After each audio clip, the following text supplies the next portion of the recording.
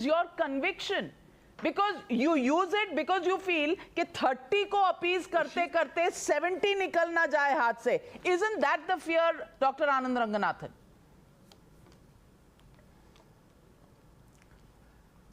Yes. Good evening, Navika. From Didi to Sadhvi.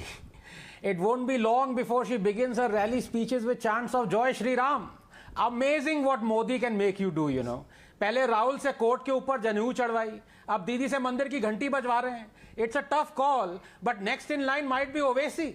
Hurtling out God, Sande, Gotra, Shandilya, Pravar, Vashisht, Ved, Yajurved, Upved, Mitrayani, Mukh, Shrimukh, Kul Devta, Tapteshwari, Charan Vam, before he is caught out by an exasperated sigh of Ya Allah. Look, when it comes to appeasement, Didi is peerless. And I don't mean a chit fund here.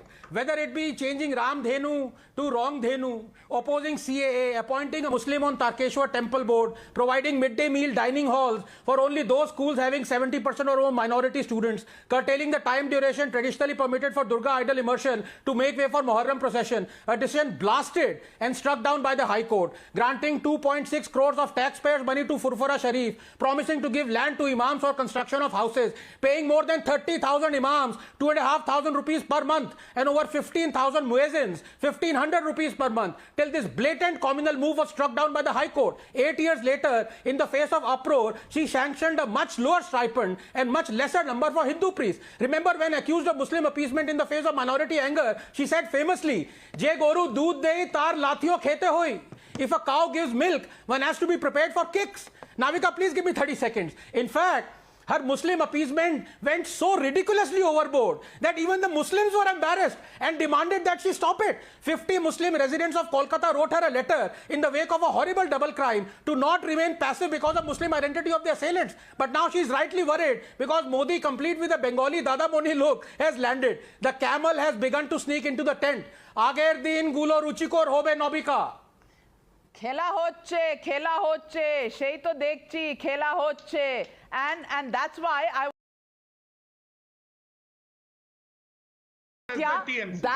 that is the reason, that alliance is the reason, and let me get in Anand Ranganathan. Isn't that alliance the reason that Mamata Banerjee is now really worried that the Muslim vote could just split, because there is an Abbas Siddiqui phenomenon that is happening. There is the left, there is the Congress party, which will take away my Muslim vote, and their Hindu vote will go to the BJP as well. And it is this churning and what you call the camel getting into the tent that is the big problem why Chandi Path and Jai Durga has become such a huge cry today. Oh, absolutely, Navika, no doubt about it. In fact, there is a Hindi proverb, na ghar ke na ghat ke. So now Didi is really worried because her Muslim vote is also going to be split and shared perhaps by the other communal parties, and the Hindu vote as being strongly consolidated by the BJP. But here, if I can make 2 points very quickly on my good friend Rijuda, who said that, you know, there is no appeasement. Can he deny this fact? It's a straight question to him, Rijuda. And please listen to the question. That 10 years ago, Didi sanctioned 30,000 imams, a sanction of 2,500 rupees per month as a stipend, when she did no such thing for Hindu priests. Why did she do it? I'll wait for your answer before I come to the second point.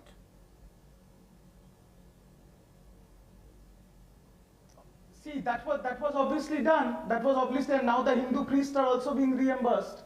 But why the Muslim imams first? That's the question that Dr. Anand Why did she do it? That it is a fact. Anand Ranganathan knows. You know, because the representation of the Hindu imams, there is always a protocol in the state machinery. They approach the CM of the state. Hindu imams. Anand Ranganathan. Hindu imam. Freudian slip, it's called. No, Rijuda, you've been caught. Yes, so let me move on. Let me gracefully move on. No, the important point, Navika, is that no one, unfortunately, is holier than thou. No party is secular. Everyone may be plural. So when Rijuda says that she goes to temple, she goes as a state, representative of the state and beholder of the constitution, she has no business to go and mix religion with the state. But every political party does it, including BJP, everyone. You know, secularism means total separation of church and state. So we are not secular.